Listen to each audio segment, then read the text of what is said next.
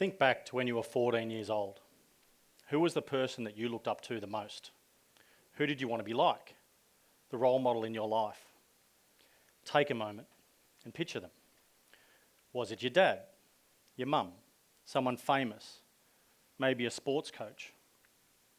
That role model shaped who you wanted to become, and whether you knew it or not, they shaped part of who you are today. So here's the question I ask myself. Would the boy I once was look up to the man I am today? Let me be very clear. This isn't a message for women to fix men. No, absolutely not. No way. It's on us as men to do better. And I'm standing here today to encourage all adults to step up and think hard about the way we are role modelling ourselves to our children. So to the women in the room, I know this isn't new. You've been living with the consequences of men getting this wrong for far too long. As young boys, we idolise the men around us. And don't get me wrong, boys need their mothers, we absolutely do. Claire Kane Miller in the New York Times wrote this year that the overwhelming majority of interactions in the lives of young men are women. She highlights the research that suggests it's the adults whom children personally know that have the biggest effect. They're representing what's possible, modelling behaviour and empathising from shared experience. And their presence has been found to improve educational performance, career decisions, motivation and relationships, she says. And I agree. As young boys, we crave a male role model. We sought them out. I did, and we all did, right?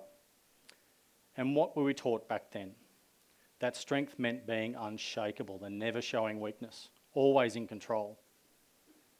But here's what I've learned. Real strength isn't how loud you shout or how little emotion you show. It's how deeply you care, how honestly you lead, and how courageously you stand up for what's right, especially when it's uncomfortable. We're at the crossroads with masculinity. Right now, men are hurting, and many others are being hurt because of us. The Australian statistics are devastating. As a board member for the Centre Against Violence, I've seen the 2023 results. I know that 1 in 3 girls have experienced child sexual abuse. I know that 1 in 5 boys have also experienced child sexual abuse. And this is extremely upsetting to say the least. Last year, our own government told us that 1 woman every 8 days is murdered at the hands of a man. 1 woman every 8 days, and this is still happening.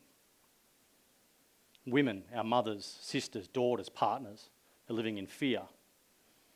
Boys are growing up confused by mixed messages about what it means to be a man, and too many are suffering in the silence with shame, trauma, and loss to suicide. We've told generations of young men to man up, don't be a sook. But we forgot to show them what that actually means. And now we have a vacuum, a leadership void, a culture that too often rewards bravado over integrity and silence over vulnerability. And I've seen this crisis up close. Through my daily work as a former police officer, I've sat in the lounge rooms with shattered families after another night of violence. I've watched the ripple effects of what happens when men lose control, never shown or taught tools on how to lead with compassion in the first place, and not violence. And I've tragically investigated the worst of these crimes as a homicide detective, with so many murders of women at the hands of their partners or former partners, and that has to stop. Now I'm going to give you an example of stepping up and what vulnerability looks like. I've been a leader during bushfires, pandemics, and our region's worst tragedies. I've seen many things that people shouldn't, but that's policing. And I've had to stand tall while feeling completely broken inside. I live with the trauma and scars of childhood sexual abuse from when I was 14 years old. My offender was someone I trusted, who groomed me, who groomed my parents. As a young boy, I felt like if I told someone, anyone, I wouldn't be believed. And that fear kept me silent. So I carried it alone. I buried it so deep that for years, it was blocked out of my memory as if it never happened. But silence doesn't erase pain, it lingers, and it shapes you. For me, and with hindsight, it became part of why I chose the path I did, why I wanted to protect others, why I wanted to help people who couldn't always help themselves. Eventually, the trauma caught up with me when I was triggered learning about predators' grooming behaviours in a sexual offence investigator's course. It hit me. Boom. I was right back there, time and place, and the abuse hit me hard. Along with this experience, I now live with post-traumatic stress disorder from my policing career, and I've seen how childhood trauma leaves its mark on so many of us. Some scars are invisible, but they cut just as deep. So after nearly 40 years of hiding this past and suppressing reality and keeping his secret, I chose to do something about it and confront my own trauma, and I confronted him. But today's talk isn't about that entirely. So that was me then.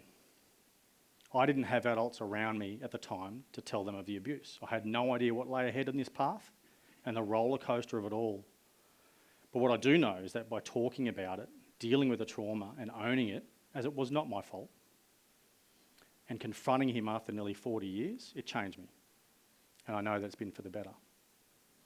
And that boy I once was, he didn't understand any of this. I think he would now. And I hope finally he'd have someone to trust, someone to look up to, someone to tell what was happening. So that's an example of me showing you how to be vulnerable. It doesn't have to be as horrible as that, but it does need to be raw, honest, and a little uncomfortable. So let me say this, especially to the men listening. Strength is not the absence of emotion. It's not the power over others. It's not silence. Strength is telling your mates you're struggling. It's calling out coercive control and violence at any level, especially against women. It's saying I was wrong and changing to be better. We need a new generation of adult role models, and not the kind we see in movies or on viral clips. We need everyday men who show up for their kids, who respect their partners, respect their ex-partners, and who speak with honesty and who aren't afraid to be vulnerable. So this is my encouragement to all of you. Look in the mirror and ask yourself, would the child in that story, the 14-year-old me, look to you as a trusted adult to protect me, to believe me? I didn't feel I had an adult to go to and tell. So are you that adult that the 14-year-old me could have gone to? If the answer is no, then change. If the answer is yes, then be a leader and show what is possible. Because the next generation is watching, they are listening, and they will follow our example, not our advice. Let's teach them that being an adult role model means being kind, being accountable, and being someone others feel safe to be around and can talk to. Now, we all need to take this responsibility seriously to shape our future, shape our communities for the better, and reduce that horrific statistic of one woman every 8 days. But no title and no reality TV show and no badge has ever meant as much to me as the chance to help lead change that lasts for young men. So let's start right here, together, right now. Let's raise the standard, not our voices. Let's raise boys who don't just grow up, but grow better. And let's be the kind of adults we'd want our daughters to trust and our sons to follow. Thank you.